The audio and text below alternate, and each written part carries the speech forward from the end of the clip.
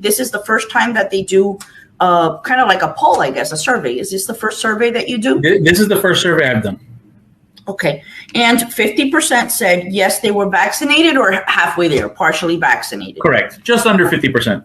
Was there a question on there? And by the way, that's consistent with probably the average statewide in the state of Florida. Yeah, I agree. Yeah. So what was there a question on there of will you or do you plan on getting vaccinated? Yeah, that was included in that just under 50%. There was about 4% of people said they are going to be vaccinated in the near future. Okay. So now that the FDA has approved the vaccine,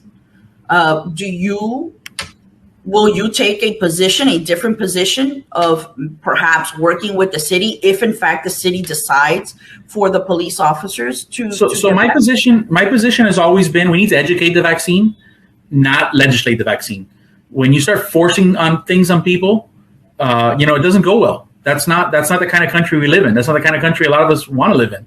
If it's about the right to choose, if I get in my car and I put on my seatbelt, and I am choosing to do so, but if I choose not to, then I can get stopped by police, and the law says that I can get a ticket.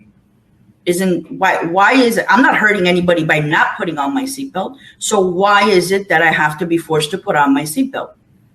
So, but now you're comparing, a little bit. I think it's apples to oranges is what you're comparing. I mean, there's a big difference in taking safety precautions that are not putting something in your body. A seatbelt we know what long-term damage a seatbelt does. Nothing. We don't know what long-term damage this vaccine does yet.